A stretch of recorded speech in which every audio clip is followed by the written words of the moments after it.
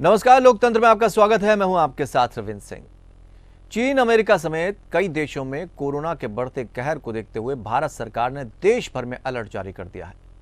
इस बीच प्रधानमंत्री नरेंद्र मोदी आज कोरोना के हालात की समीक्षा के लिए एक उच्च स्तरीय बैठक कर रहे हैं। बताया गया कि यह बैठक दोपहर बाद होगी। इस बीच यूपी, दिल्ली, महाराष्ट्र, कर्नाटक, पंजाब और तमिलनाडु ने भी कोरोना पर समीक्षा बैठकें बुलाई। वहीं भारतीय जनता पार्टी भारत जोड़ो यात्रा को लेकर कांग्रेस पर हमलावर हो गई। कांग्रेस इस यात्रा को रोकने के लिए साजिश बता रही है। अब इस तनातनी के बीच राजनीति गर्माती जा रही है। कोई कह रहा है कि हम देश के हित में काम कर रहे हैं, देश को चेता रहे हैं, तो कोई कह रहा है कि साजिश है हमारी बढ़ती हुई जो साख है उसके लिए। खबर देखते हैं, उसके बाद चर्चा आगे बढ़ाते हैं।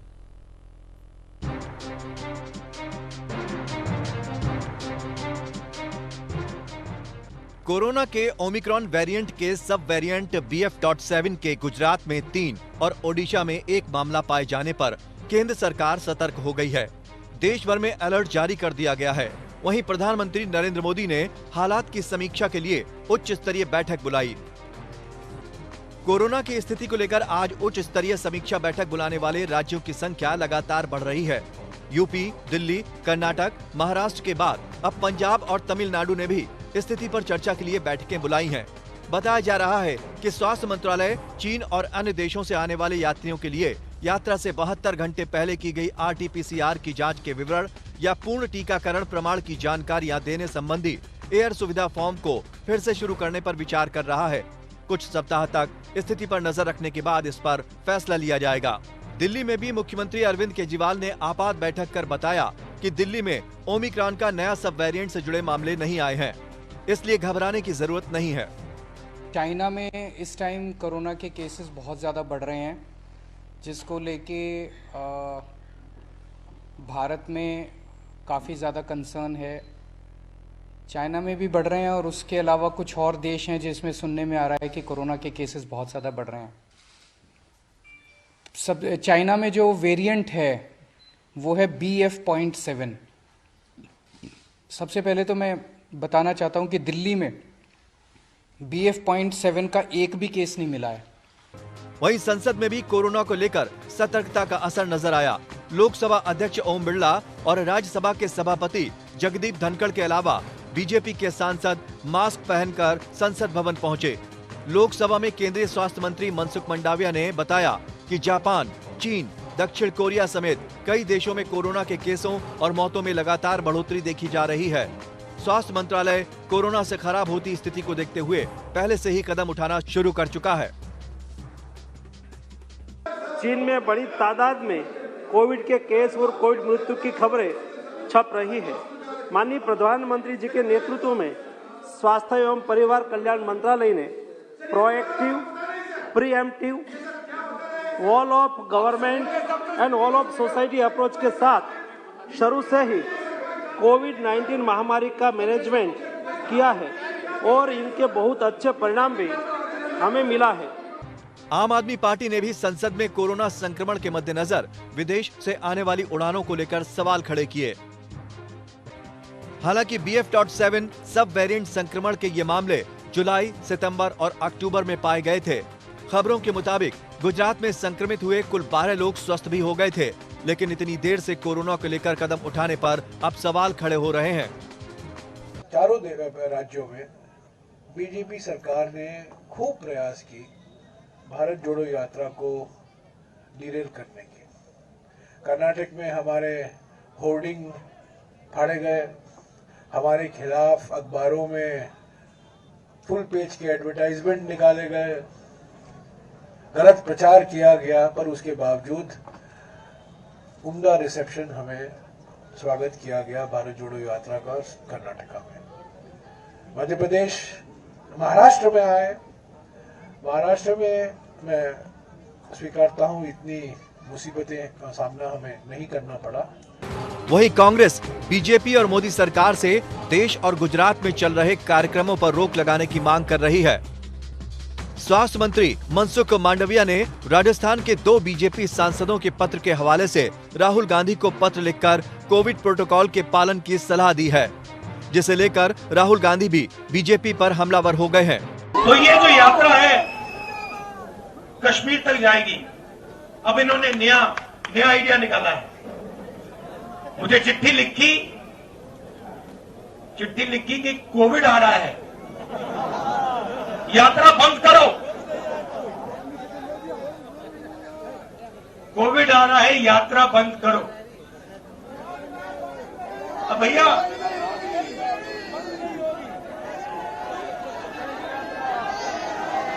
मतलब अब देखिए, अब यात्रा को रोकने के लिए बहाने बन रहे हैं। लेकिन बीजेपी भारत जोड़ो यात्रा को लेकर हमलावर बनी हुई है। बीजेपी ने कोरोना को लेकर राजस्थान में अपनी जन आक्रोश यात्रा रद्द कर दी है। बीजेपी नेता अरुण सिंह ने कांग्रेस पर तंज कसते हुए कहा कि राजनीति से पहले देश की जनता है। बहरहाल कोविड को लेकर राजनीति भले ही हो रही हो, लेकिन ये तय है कि चीन, अमेरिका, दक्षिण कोरिया समेत कई देशों में ओमिक्रॉन के इस नए सब वेरिएंट की वजह से कोरोना लहर की वापसी की आशंका से इनकार भी नहीं किया जा सकता। Bureau report, APN.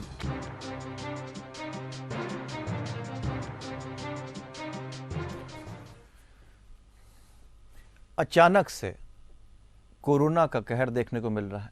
फिर से सतर्कता की बात कही जा रही है। चुनाव बड़े आराम से संपन्न हो गए। कोई इसे राजनीति कह रहा है, सियासत कह रहा है, तो कोई कह रहा है कि साख पर अड़ंगा लगाने की कोशिश की जा रही है। अब सच्चाई क्या है, इसको हम समझने की कोशिश करते हैं, क्योंकि कहते हैं ना, जितने मुंह उतनी बातें। तो सबकी जुबान को समझने की कोशिश करते हैं। इस कार्यक्रम के जरिए 4 खास मेहमान हमारे साथ इस चर्चा में शामिल होंगे। सूर्य प्रकाश मैथिल भारतीय जनता पार्टी की तरफ से अपनी बात रखेंगे। ओमकार नाथ सिंह नेता कांग्रेस हमारे साथ जुड़े हुए हैं। संगीता शर्मा प्रवक्ता आम आदमी पार्टी हमारे साथ जुड़ी हैं। डॉक्टर आशीष जायसवाल डायरेक्टर हैं काशी हॉस्पिटल के, कुछ ही देर में हमारे साथ वो जुड़ेंगे, तो उनसे भी हम चर्चा के इस दौर को आगे बढ़ाएंगे। ओमकार सिंह, आपसे शुरुआत करते हैं और थोड़ा सा ये समझना चाहेंगे कि अगर कोरोना को लेकर सरकार कोई रणनीति बनाती है या कोई संदेश देने की कोशिश करती है, तो उसकी इस राष्ट्र नीति में आपको राजनीति क्यों नजर आती है?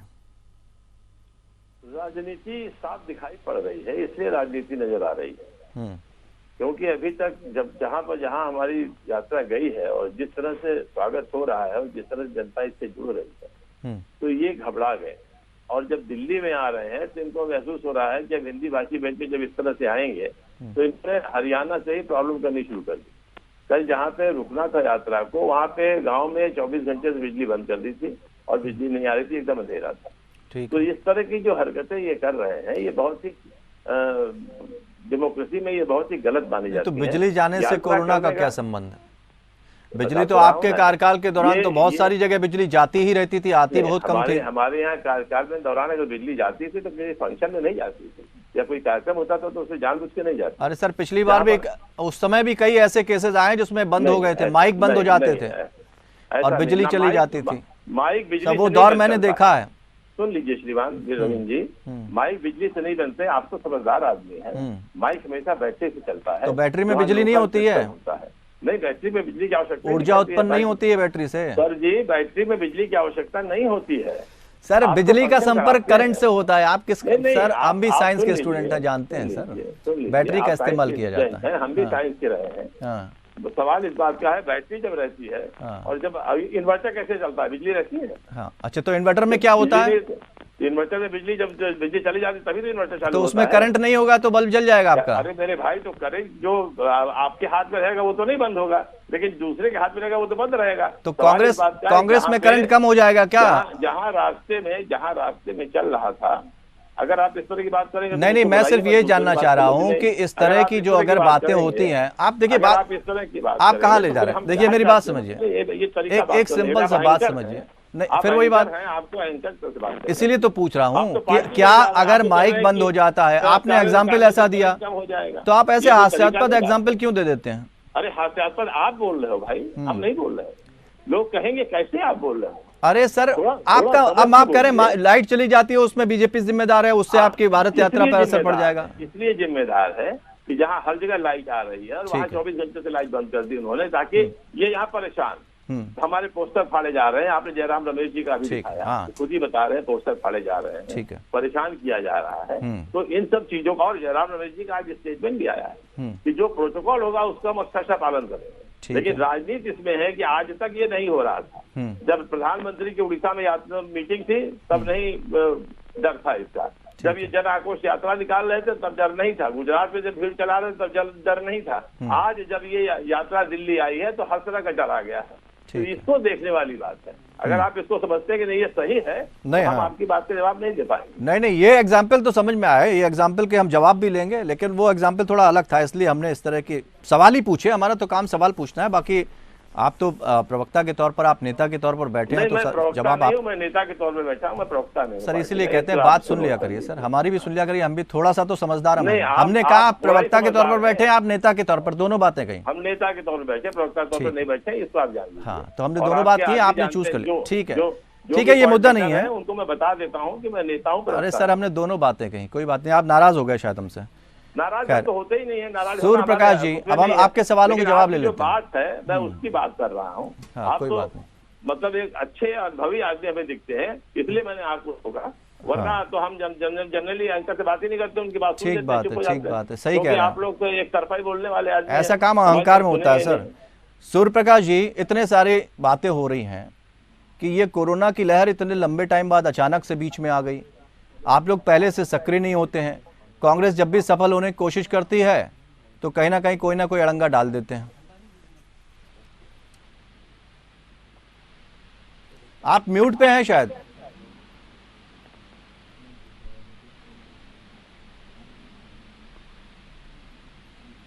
नहीं, आवाज नहीं आ रही, आपकी आवाज ठीक कराते हैं। संगीता जी आपके पास आते हैं, आपसे समझने की कोशिश कर रहे हैं, अचानक से ये कोरोना की लहर को आप किस तरह से देखते हैं? देखिए रविंद्र भाई, अभी हमने 3 राज्यों का चुनाव देखा, भीड़ भी देखी, रैलियां भी देखी। कोरोना एक दिन में नहीं आया। चाइना में हम पिछले कई दिनों से खबरें सुन रहे हैं कि वहाँ लगातार कोरोना बढ़ रहा है, और जिस तरह से भारत की स्थिति है वहाँ इतनी पैनिक स्थिति नहीं है। और देखिए, जब लग रहा है कि कोरोना आ रहा है, अच्छी बात है, हमने पहले भी, क्योंकि जब कोरोना आया पहली लहर देखी, दूसरी लहर देखी और बहुत अपनों को खोता हुआ भी देखा। लेकिन उस समय भी रविंद्र भाई हमने एक दोहरी नीति ये भी देखी कि बंगाल का चुनाव कराया जाता है, 10-10 हजार लोग मर जाते हैं, यूपी का चुनाव होता है, तब कोरोना नहीं था क्या? तब भी कोरोना था। तो ये दोहरी नीति नहीं अपनानी चाहिए। आपको पहले एक सर्कुलर जारी करना चाहिए, उसके बाद आप किसी को भी चिट्ठी लिखिए, लेकिन आप एक दोहरी राजनीति करें कि जब हम भीड़ इकट्ठी करें तो कोरोना नहीं है और कोई दूसरे राजनीतिक दल या कोई दूसरा संगठन भीड़ इकट्ठी करे तो कोरोना है। इसे समझने की जरूरत है। तो देखिए, भाजपा हमेशा दोहरी नीति अपनाती है। देखिए, कोई भी सर्कुलर एडवाइजरी जारी होगी, जनता के साथ सारे संगठन, सारी राजनीतिक पार्टियां उसका पालन करेंगे। और आज भी कई राज्यों ने इस पर मीटिंग बुलाई, क्योंकि हमने एक दौर वो भी देखा था जब शमशान में लाशों के ढेर बिछे थे और जगह नहीं थी। तो वो दौर दोबारा भारत में ना आए, इसलिए ठीक है, हमें पैनिक नहीं होना है, लेकिन हमें सचेत भी रहना है। ठीक है, लेकिन अरविंद केजरीवाल ने भी जनता को सचेत नहीं किया था, ऐसे आरोप लगते रहे। और जिस तरह से जैसे ही लॉकडाउन हुआ, उसके बाद जो लोगों की स्थिति बनी, बाहर से आए लोगों की जो यहाँ पर रह रहे थे, उनके साथ तो बहुत दयनीय स्थिति हो गई थी, और उस पर फिर कोई टिप्पणी भी नहीं आई। देखिए रविंद्र भाई, दिल्ली एक ऐसा राज्य है जहाँ सबसे ज्यादा फ्लाइट्स आती हैं, विदेशों से लोग आते हैं, इसीलिए आज अरविंद जी ने बैठक भी बुलाई, क्योंकि जब पहले भी हमने जिन गलतियों को भुगता, इतने लोगों को खोया, तो वो दोबारा ना हो, इसके लिए। लेकिन ये हमें लड़ाई किससे लड़नी है? कोरोना से। लेकिन आप देख रहे हैं हम लड़ाई किससे लड़ रहे हैं? बीजेपी कांग्रेस आपस में लड़ाई लड़ रही है। तो ये आपसी लड़ाई नहीं है, हमें जंग कोरोना से लड़नी है। इसको राजनीतिक लड़ाई ना बनाया जाए, इसको राजनीतिक बीमारी ना बनाया जाए। ये जो बीमारी है, तो केजरीवाल साहब तो कह रहे थे जब गुजरात इलेक्शन से पहले कि हमारी लड़ाई तो बीजेपी से है, कांग्रेस से है ही नहीं। देखिए, ये जो कोरोना की लड़ाई है रविंद्र भाई, ये किसी से लड़ाई नहीं है। कोरोना ऐसा नहीं है कि बीजेपी वाले को नहीं होगा, कि कांग्रेस वाले को नहीं होगा, या आम आदमी पार्टी वाले को नहीं होगा। यानी ये आप भी मान रहे हैं इसमें कहीं ना कहीं राजनीति है, ये जो एक लहर है ये राजनीतिक लहर हम माने इसको, ये कहना चाह रही हैं। सूर्य प्रकाश जी आपके पास आना चाहेंगे। आपने दोनों को सुना, सारी चीजें, सारे काम अपने निपटा लिए जाते हैं, और उसके बाद फिर आप जागते हैं कि साहब देखो इतना सारा कोरोना का लहर आ रही है, आप सतर्क हो जाइए। तो पहले से कार्रवाई क्यों नहीं होती? हबड़ तबड़ में, जल्दबाजी में सारी चीजें क्यों लागू हो जाती हैं अचानक से? धन्यवाद रविंद्र भाई। पहले तो आपको, आपके सभी दर्शकों को भारत माता की जय, वंदे मातरम। देखिए रविंद्र जी, अभी मैंने कांग्रेस के प्रवक्ता का भी उद्बोधन सुना और आम आदमी पार्टी की प्रवक्ता का भी सुना। देखिए दोनों के दोनों केवल पूरी राजनीति कर रहे हैं। आप देखिए किस प्रकार से अभी इन्होंने एक हास्यास्पद उदाहरण दिया कि भारतीय जनता पार्टी ने तो जी इनकी बिजली काट दी। अब सोचिए कि कभी ऐसा होता है, कभी इस प्रकार की ओछी राजनीति जो कांग्रेस करती है भाजपा ने कभी नहीं की। दूसरी चीज, माननीय प्रधानमंत्री जी ने जो आज कहा वो विश्व परिदृश्य में जो इस समय की स्थिति है उसको देखकर कहा। ठीक, आप समझिए इस चीज को कि मनसुख मांडविया जी ने जो अपनी बात रखी है, जो उन्होंने कहा है कि भैया जो सुझाव इनको दिया था वो यही था कि आप अपने जो भारत जोड़ो यात्रा है उसमें कोविड प्रोटोकॉल का पालन कीजिए। ठीक है, आप वहां पर वैक्सीनेटेड लोगों को ही बुलाइए, आप सैनिटाइजर का प्रयोग कीजिए, मास्क का प्रयोग कीजिए। लेकिन राहुल गांधी जी का देखिए, अभी आपने ही बाइक चलाई कि कुछ नहीं होता, ये डर गए। नहीं, आप देखिए कई चीजें हैं ना सूर्य प्रकाश जी, उन्होंने सिर्फ एक बात नहीं की, उस एक बात पर तो हमने बात की, तो इसके अलावा भी उन्होंने कई एग्जाम्पल दिए। पोस्टर फाड़े जा रहे हैं, रोकने की कोशिश की जा रही है, कोई ना कोई तिकड़म लगाई जा रही है। तो इस बात में कितनी सच्चाई है और ऐसा क्यों घबरा रही है बीजेपी? वो कह रहे हैं कि जब चुनाव से पहले अगर इसकी जो भनक लगी थी तो जुलाई से शुरू हो चुकी थी, सितंबर में भी काफी चीजें थी, फिर इतना लेट क्यों हो जाते हैं आप? मैंने वही सवाल किया, इतना लेट क्यों जागते हैं? देखिए कोई भी लेट नहीं है। और रही बात डरने की, तो मैं आपको बता देना चाहता हूं कि डरती तो कांग्रेस है, सदैव डरती रही है। आजादी के बाद से अब तक देश के अंदर 100 से ज्यादा चुनी हुई लोकतांत्रिक सरकारों को बर्खास्त किया है तो वो है कांग्रेस। इस देश के अंदर आपातकाल नहीं, सवाल वो नहीं है सूर्य प्रकाश जी, सवाल वो नहीं है। सवाल समझिए सूर्य प्रकाश जी, सवाल समझिए। वो उनका ये कहना है कि पहले अगर सितंबर में ये लहर आ गई थी तो चुनाव से पहले अलर्ट हो जाना चाहिए था, इतना लेट अलर्ट क्यों हो रहे हैं? और इससे पहले भी जब पहली लहर आने को थी तब भी राहुल गांधी ने अलर्ट किया था, उस वक्त नहीं सचेत हुआ गया। लेकिन इस बार बीजेपी के 3 नेताओं ने आपको अलर्ट किया और आप अलर्ट हो गए, तो बाकी लोगों को नहीं समझते, बाकी लोगों की जो बात है वो समझ में नहीं आती। देखिए राहुल गांधी जी तो खुद ही गैर जिम्मेदार तरीके से कार्य कर रहे हैं। और रही बात आपने कहा दिसंबर में अलर्ट हो गए तो अभी हमने क्यों नहीं किया, तो दिसंबर ही चल रहा है। और आप अगर पहली और दूसरी, मैंने सितंबर की बात की सर, पहली जुलाई, सितंबर, दिसंबर, जुलाई, अगस्त, सितंबर, अक्टूबर, नवंबर, दिसंबर, आप समझिए। देखिए इस समय में जो विश्व परिदृश्य है, चाइना के अंदर जिस प्रकार की स्थिति है उसको देखकर भारत के जो स्वास्थ्य मंत्रालय है उसने प्रिकॉशनरी मेजरमेंट लिए हैं। और हो सकता है कि बहुत जल्दी मास्क को अनिवार्य कर दिया जाए, दोबारा से सैनिटाइजिंग शुरू हो जाए। और ये हमारा काम है कि हम लोगों को पहले ही इस चीज की तैयारी करनी चाहिए।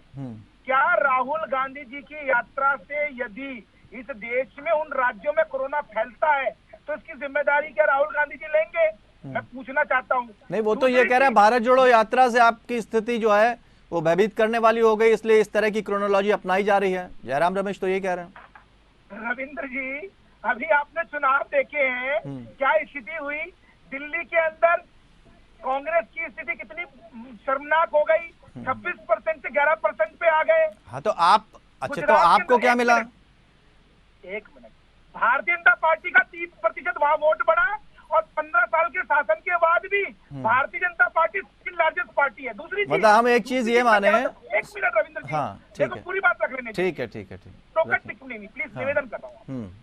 देखिए गुजरात के अंदर ये दोनों पार्टियां कम ठोक रही थी, गुजरात की जनता ने इनको उत्तर दे दिया। और हिमाचल प्रदेश की अगर बात करूं तो भारतीय जनता पार्टी के 22 राइवल्स लड़े थे, उस कारण भारतीय जनता पार्टी वहां 0.1% वोट परसेंटेज से पीछे रही और वहां पर हमारी सरकार नहीं बनी। तो ये तो उत्तर है इनका कि इनकी जो भारत जोड़ो यात्रा जोड़ने की बात ये कर रहे हैं, इनको अपनी पार्टी को जोड़ने की यात्रा निकालनी चाहिए। ओमकार जी, आपने सूर्य प्रकाश जी को सुना, वो कह रहे हैं जो पहले से कमजोर है उसे हम क्या कमजोर करेंगे? कि हम ताकतवर हैं, हमने तो ये नहीं कहा। फिर ये डर क्यों रहे हैं, किस लिए हमारी यात्रा में अड़ंगा लगा रहे हैं? आप देखिए, जयराम जी ने बताया है, भड़ास नगीना में एक भड़ास जगह है, वहां पे बराबर बत्ती आ रही थी। जिस दिन हमारी यात्रा वहां पहुंची थी उन्होंने लाइट गायब कर दी। अब ये कह सकते हैं कि लाइट अपने आप चली गई, ट्रांसफार्मर खराब हो गया, जो हो गया, चलिए हम उसको नहीं बोलते। इनकी आदत है, ये अपना काम कर लेते हैं, दूसरों के लिए नियम कायदा कानून बताते हैं। आपको याद होगा पिछली बार जब कोरोना भयंकर रूप से आया था तो उस समय मध्य प्रदेश में हमारी सरकार थी और हमारी सरकार गिराने में 8-9 दिन लग गए। तब तक इन्होंने बिल्कुल वहां कोई नियम कायदा कानून नहीं लगाया। जब सरकार गिर गई, शिवराज जी मुख्यमंत्री बन गए, तब इन्होंने क्या किया, इन्होंने सारे प्रोटोकॉल के नियम लगा दिए। तो ये इस मामले में बड़े चतुर हैं और ये इस तरह से खेल करते हैं, लेकिन अब जनता इस चीज को समझ रही है। हमारा पूरा जो कुनबा चल रहा है वो वैक्सीनेटेड है, टोटल कोरोना प्रोटोकॉल से फॉलो कर रहा है। ये हमारे जयराम रमेश जी ने बताया भी है और उसको कुछ देखना चाहे देख भी सकता है, जांच करना चाहे जांच भी कर सकता है। लेकिन चूंकि दिल्ली में आ रही है, दिल्ली देश की राजधानी है, यहाँ से संदेश जाता है, तो इसलिए ये इस तरह की चीजों को कर रहे हैं। यात्राओं में भी परिवर्तन कर रहे हैं, जो बदरपुर से जिस तरफ से होकर जानी थी उस न कर दूसरा रास्ता देने की बात कर रहे हैं। दुनिया भर के अड़ंगे लगा रहे हैं। भाई वो तो कह रहे हैं आप इतने मजबूत होते तो गुजरात में एमसीडी में आपको कुछ ना कुछ रिजल्ट मिलता। जनता तो उतनी सहमत नहीं है आपसे। हिमाचल में नहीं है, हिमाचल में सरकार हमारी तो बनी। अच्छा भाई, कहीं हारेंगे कहीं जीतेंगे, ये तो है नहीं कि हम हर जगह। सूर्य प्रकाश जी एक बात उन्होंने बहुत स्पष्ट कर दी, एक बात बहुत स्पष्ट कर दी उन्होंने। 8% आपको एक्स्ट्रा मिला है। ओमकार जी सुन लीजिए जी, ठीक है, एक मिनट। 26% मिला और दिल्ली ओम प्रकाश जी, 11% ओमकार नाथ जी कुछ कह रहे हैं, सुन लीजिए। वो ये कहना चाह रहे हैं, उन्होंने ऊपर से लेकर नीचे तक की बात की कि हर कोई वैक्सीनेटेड है, यानी राहुल गांधी जी ने वे वैक्सीनेशन करवा लिया है, अब आपको उसकी चिंता करने की जरूरत नहीं है। लेकिन सवाल यह है कि आपकी स्थिति भी उतनी अच्छी नहीं है और आप कांग्रेस से पल पल घबरा रहे हो, इसलिए आप जो रणनीतियां भी देश के लिए बनाते हैं ना, वो हड़बड़ी में ही बनाते हैं।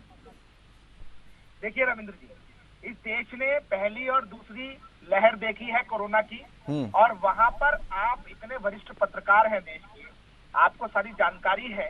आपने भी देखा किस प्रकार से जब कोरोना काल था तब कांग्रेसी शासित राज्यों में स्थिति क्या थी, दवाइयों को किस प्रकार से फेंका गया था राजस्थान के अंदर। आपने देखा था किस प्रकार से आज तक राहुल गांधी, प्रियंका वाड्रा, रावल वाड्रा और सोनिया गांधी जी, इनकी कोई तस्वीर सोशल मीडिया पे नहीं है। इन्होंने वैक्सीनेशन करवाया है कि नहीं करवाया है? नहीं, वो तो कार्यप्रणाली पे आरोप लगा रहे हैं ना। वो कह रहे हैं जिस तरह से नीतियां अपनाई जाती हैं, अगर आपको कोई नीति लानी है या आप कोई चीज लागू करना चाहते हैं तो कम से कम उसके लिए पहले से आप अलर्ट तो करिए कि नहीं आप आए तुरंत आपने बोला और अगले दिन अगले ही सेकंड में आपका काम शुरू हो गया, तो ऐसे जनता का समझना बहुत मुश्किल हो जाता है। और यही बात आम आदमी पार्टी भी कह रही है आपके लिए।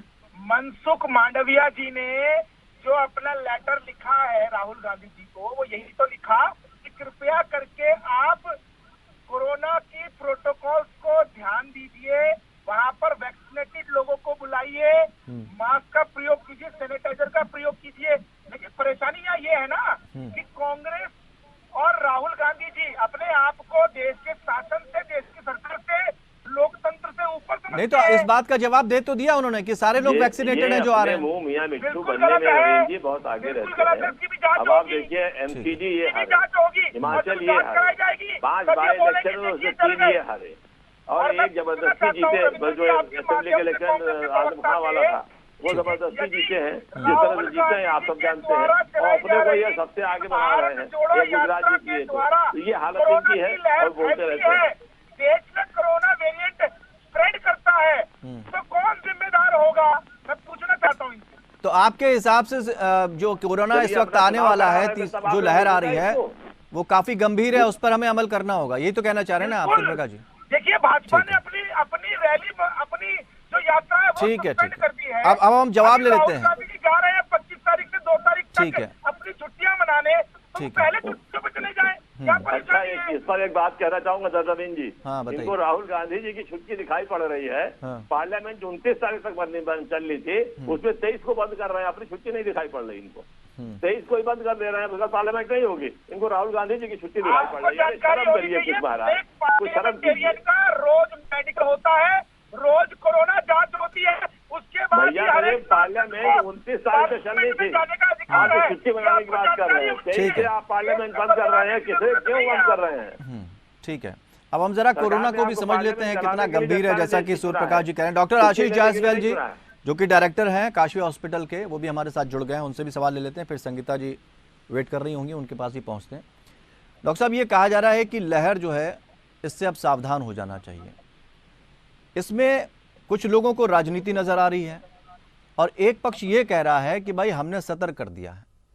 हकीकत ये समझना चाहेंगे कि जब ये चीजें पहले से तय हैं, केसेस पहले से आ गए, तो पहले अलर्ट क्यों नहीं किया गया, और अभी क्या स्थिति इतनी गंभीर हो गई है कि हम वापस उसी स्थिति में पहुंच जाएं जैसे कि दूसरी और तीसरी लहर में थे? नहीं, वैसा एकदम नहीं है और ना ही वैसा इस बार ऐसा होगा, क्योंकि हम लोगों को इस बार डिजीज की डायनामिक्स के बारे में पता है, इसका कम्युनिकेशन कैसा है, ट्रांसमिसिबिलिटी कैसी, वैसे पता है।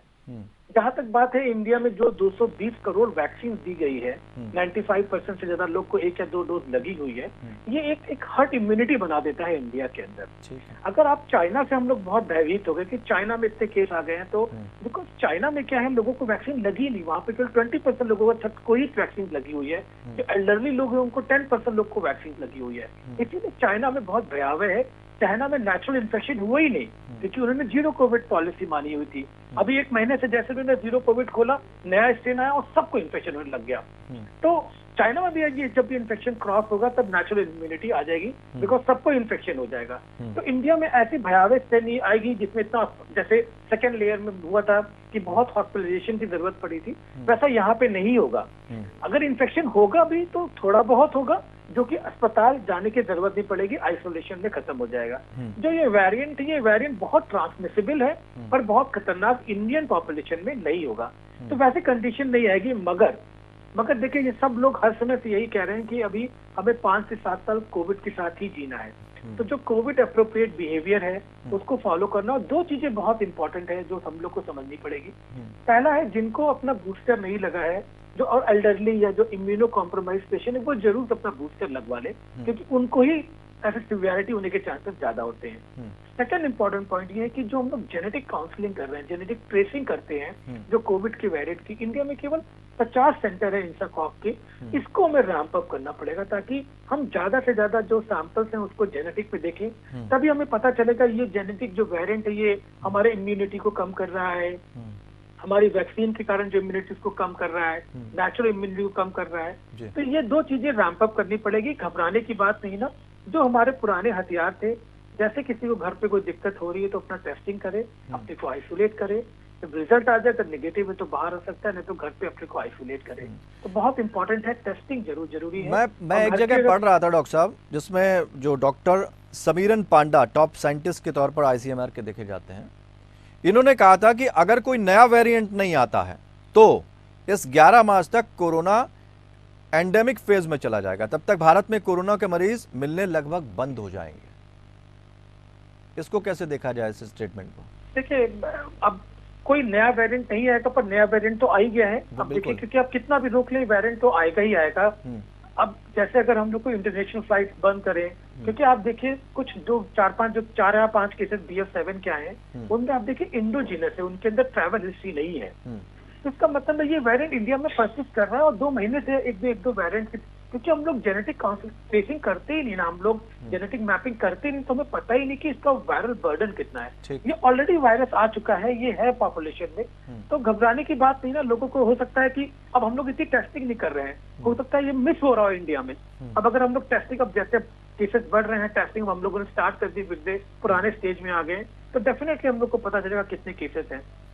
ठीक है, संगीता जी, आपने सुना डॉक्टर साहब ये कह रहे हैं, लेकिन अगर केजरीवाल या आम आदमी पार्टी इस बात पर अलर्ट रहती तो वो पहले इन चीज़ों को ले आती। सियासत करने के लिए हर कोई आ जाता है, लेकिन जनता की फिक्र क्या किसी को नहीं है? हर कोई राजनीतिक रोटियां सेक रहा है बस। देखिए रविंद्र जी, राजनीतिक रोटियां कौन सेक रहा है ये आप भली भांति देख रहे हैं। तो यहाँ पे अभी हम कांग्रेस और बीजेपी की आपसी लड़ाई को देख रहे हैं, तो ऐसा नहीं लग रहा कि हम कोरोना से जंग लड़ रहे हैं, ऐसा लग रहा है आपस में जंग लड़ रहे हैं। तो हमें आपस में जंग नहीं लड़नी है, और देखिए, आपने कहा दिल्ली की बात, तो दिल्ली आज मीटिंग अरविंद जी ने की, क्योंकि वहीं ही सबसे ज्यादा विदेशों से लोग आते हैं, चाहे वो घूमने के लिए आते हों या जॉब पर्पज से आते हों, क्योंकि सबसे ज्यादा एयरपोर्ट्स हैं, लोग विदेशों से आते हैं। तो उन्होंने आज मीटिंग भी की और इस बात पर चर्चा हुई है कि हमें क्या करना है स्वास्थ्य विभाग के साथ। और देखिए, हमें सबसे पहले ध्यान देने की ये जरूरत है कि हमारी तैयारी कितनी है। तो केंद्र सरकार का तो पहला ये काम होना चाहिए था कि सभी राज्य सरकारों के साथ मिलकर एक सामंजस्य की स्थिति बनाकर ये देखना है कि जो हमने पहले किया कि हमारे पास सिलेंडर की कमी थी, बेड्स की कमी थी, हमने इतने लोगों को खोया जिसकी वजह से, तो वो स्थिति अब ना क्रिएट हो। और जैसा अभी डॉक्टर साहब ने कहा कि इंडिया में ये इतना पैनिक की कंडीशन में नहीं होगा कि उससे इतना पैनिक होने की जरूरत है।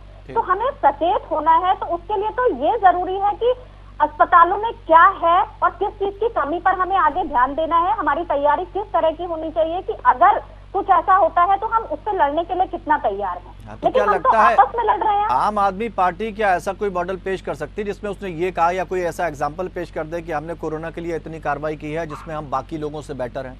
ऐसा कोई एग्जाम्पल आम आदमी पार्टी ने भी सेट नहीं किया ना? बाकी लोगों से बेटर तो आम आदमी पार्टी ने पहले भी प्रस्तुत किया रविंद्र भाई।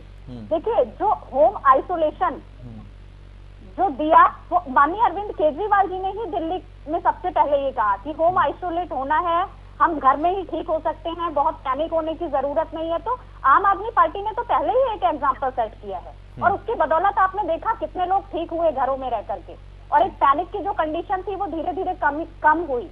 लोगों में जो लोगों में जो थी, आप देखिए, अगर हम इतना पैनिक होंगे रविंद्र भाई, तो कोई कोरोना से मौत हो ना हो, लेकिन हम हार्ट अटैक से जरूर मर जाएंगे, मानसिक रूप से जरूर बीमार हो जाएंगे, क्योंकि सब इतने मजबूत नहीं होते।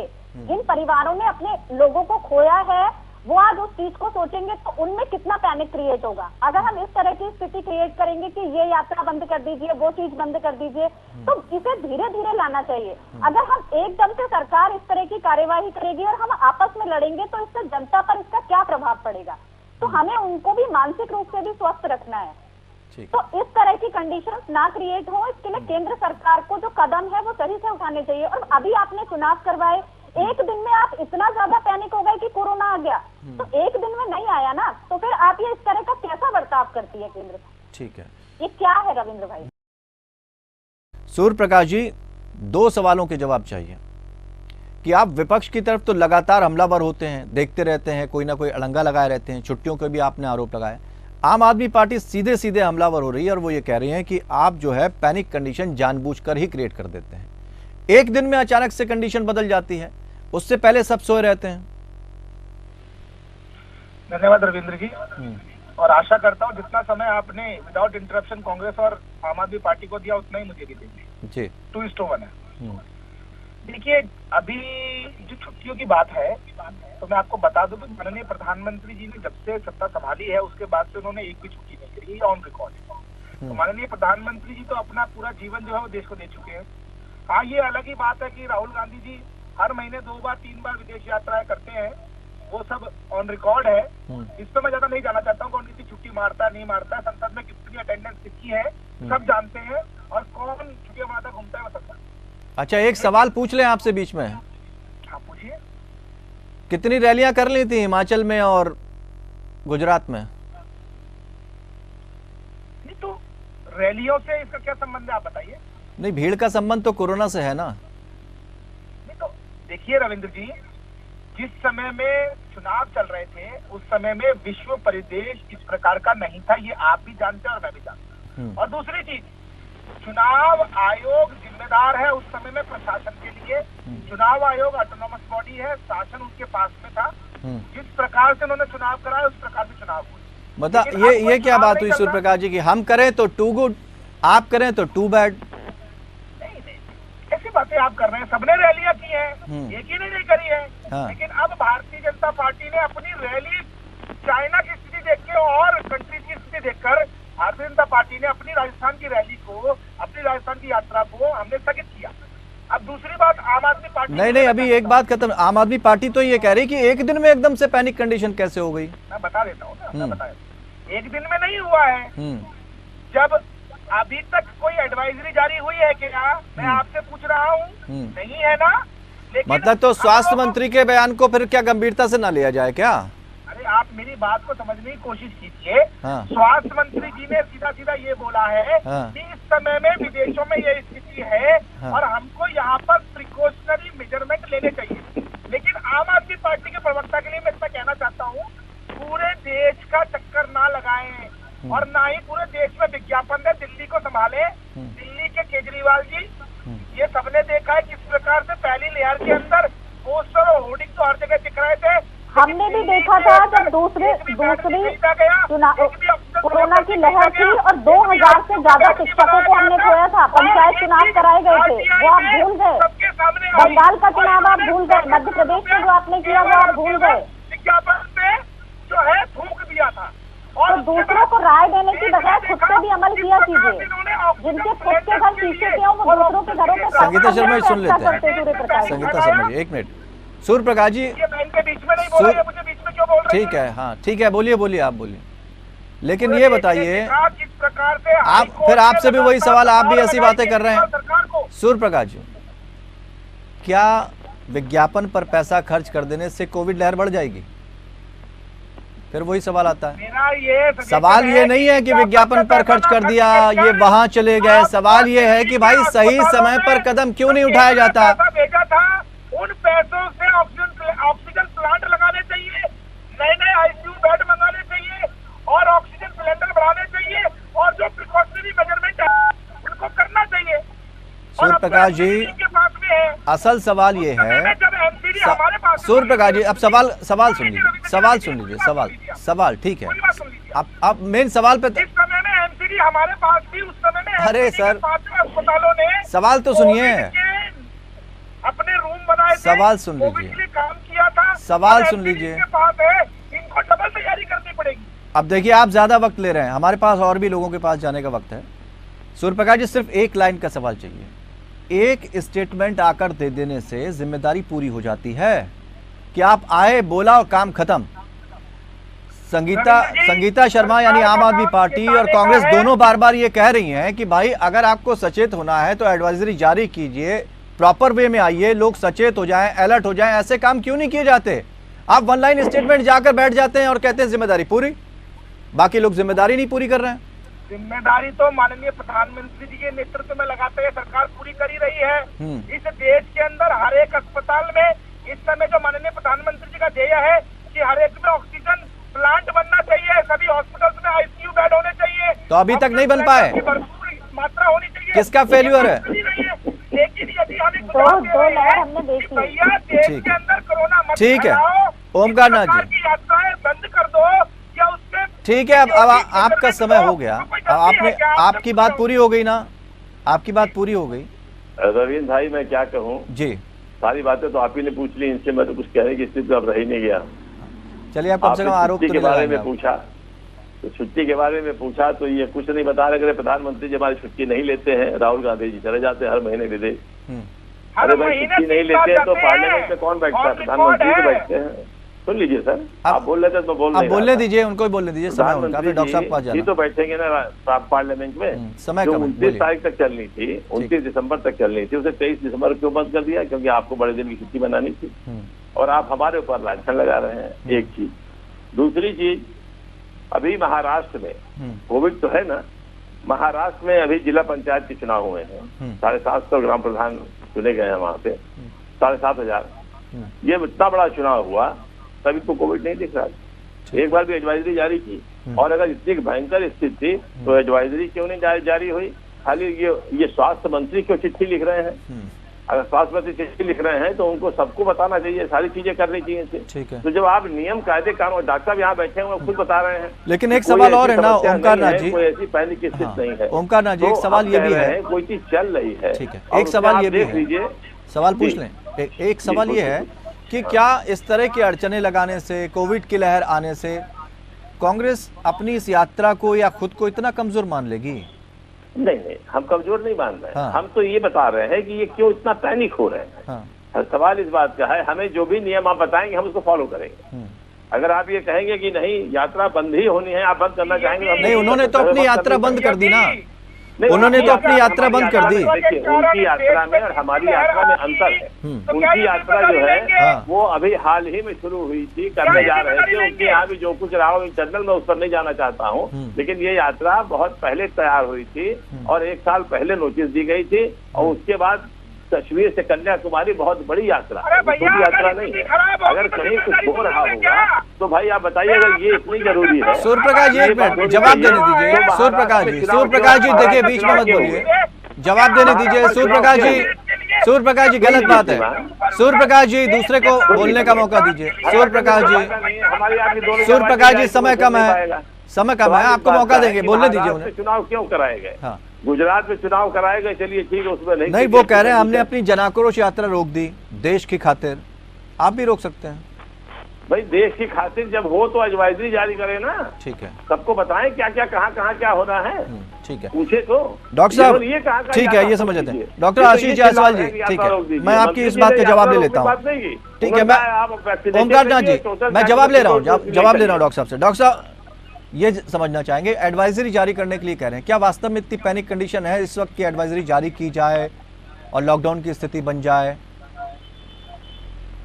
देखिए, जब केसेस बढ़े, जो केसेस अभी बढ़े हैं ये वीक में ही बढ़े हैं, तो अगर जब केसेस दूसरे कंट्रीज इतने वीक में बढ़ रहे हैं, उनका क्या इम्प्लीकेशन है, कितने उनका क्या मोर्टेलिटी है, कितना इन्फेक्शन है, तो वो उसका जो रियल डाटा मोर्टेलिटी रेट जो है डॉक्टर साहब, जो मैंने पढ़ा है, शायद आप जानकारी बढ़ा दें, 0.2%। नहीं, ये जो डाटा है, देखिए जो आपका अभी देखिए क्या एडवाइजरी क्यों कल आई, क्योंकि अब जो कंडीशन बन रही है चाइना में, अब हम लोग को पता चल रहा है, जो भी फैक्ट सही है कि गलत है, या यूएस में, ब्राजील में, जापान में जो केसेस बढ़ रहे हैं, वो केसेस अभी इसी लास्ट वीक से बढ़ने चालू हुए। इतने जब जो वो कंडीशन इतनी भयावह हुई तभी यहाँ पे एडवाइजरी चालू हुई। अचानक से तो पैनिक क्रिएट करना कोई सरकार नहीं चाहती है। और नहीं, वो तो कह रहे हैं एडवाइजरी जारी नहीं हुई अभी। हाँ जी सर, एडवाइजरी अभी जारी नहीं की गई। सर देखिए, कल भी वीके पॉल सर ने, जो नीति आयोग के, उन्होंने भी बोल दिया, ठीक है, ये अभी हो सकता है ये लोग थोड़ा टाइम और ले रहे हैं, एक स्ट्रिक्ट एक करने में कि क्या लिखना है, कितना करना है, कैसे करना है। पर देखिए जो मीटिंग्स आज हो रही है, जो government, central government, state government को बोल रही है, तो लोग काम तो कर रहे हैं, लोग सत्ते में आ गए हैं, जो एक्टिविटी होनी चाहिए सिस्टम में वो स्टार्ट हो गई है। लेकिन सर एक सवाल खड़े होते हैं, एक छोटा सा सवाल माफ कीजिएगा पूछना चाहेंगे। हम इतने हाईटेक हो चुके हैं, विज्ञान इतना आविष्कार कर चुका है, उसके बावजूद हमको 3-3, 4-4 महीने लग रहे हैं चीजों को पता करने में। ये स्थिति क्यों बन रही है? एक्चुअली सर जो ये वायरस है ये बहुत म्यूटेट कर रहा है सर। ठीक है, आपने देखा सेकंड लेयर के बाद इसमें कितनी बार म्यूटेशन हुआ, कितनी बार केसेस बढ़े, पर हर बार कोई सी प्रॉब्लम हुई नहीं। वेव आई वेव चलेगी, वेव आई वेव चलेगी, इससे कोई नुकसान नहीं हुआ। तो इस बार भी अचानक से पैनिक क्रिएट करने से हमें कोई फायदा नहीं, ना बिजनेस कम हो जाए, ट्रेवल्स कम हो जाए, क्योंकि लोगों में भी कोविड फटीग आ जाता है। बार बार शेयर आया, कहीं ऐसा ना हो जाए कि कभी सच्ची में शेयर आया, लोग काम ना करें। इसीलिए इस बार जो भी काम करना है बहुत समझ के, सोच के करना है, क्योंकि वायरस म्यूटेट बहुत करता है, इसका नेचर बहुत जल्दी पता नहीं चल पाता, इसमें कितना इम्यून रिस्पॉन्स को, मतलब जबरदस्ती किसी कंडीशन को पैनिक नहीं करना चाहिए और चीजों को समझना। सभी लोगों ने बोला है सर, सभी लोगों ने बोला है कि अभी घबराने की बात नहीं, केवल और केवल सर्विलेंस की जरूरत है, केवल और केवल कोविड अप्रोप्रिएट बिहेवियर की सभी लोग बात कर रहे हैं, जो कि सही बात है। ठीक है, बहुत बहुत शुक्रिया आप सभी मेहमानों का हमारे साथ इस चर्चा में शामिल होने के लिए। लेकिन एक बहुत गंभीर सवाल उठता है, क्या सियासत इतना अंधा कर देती है कि जनता को पीछे रख जाते हैं और सिर्फ राजनीतिक रोटियां किसी भी चीज पर सेके जाने की बात की जाने लगती है? क्या ऐसी पराकाष्ठा हो जाती है कि एक दूसरे को नीचा दिखाने के लिए या एक दूसरे की इमेज खराब करने के लिए या किसी पार्टी को पीछे धकेलने के लिए हम इस स्तर तक गिर जाते हैं कि हम जानबूझकर एक ऐसी स्थिति पैदा कर देते हैं जिससे लोग भयभीत हो जाएं। लेकिन इसके साथ साथ हमें यह भी समझना होगा, जैसा कि डॉक्टर साहब ने कहा, कि बार बार इस तरह की कंडीशन नहीं होनी चाहिए कि शेर आया और एक दिन अचानक से शेर आ जाए और हमारी स्थिति दयनीय हो जाए। दोनों नजरिए से हमें देखना चाहिए। एक तरफ जनता की जान का सवाल है और दूसरी तरफ सियासत। लेकिन जनता को सब दिखाई पड़ता है और कुछ ही देर में यह समझ में आएगा। अगर वो नीतियां आप खुद से लागू करके आगे बढ़ते हैं तो सबको समझ में आता है, लेकिन ये नीतियां जब सिर्फ दूसरों के लिए होती हैं तो उस पर सवाल खड़े होते हैं। और इसीलिए लोकतंत्र में एक ही बात काम आती है कि जनहित की बात करिए, अपने पर्सनल हित की बात मत करिए। तो जो भी लोकतंत्र की बात करेगा जनता उसी से सरोकार रखेगी। फिलहाल इतना ही, नमस्कार।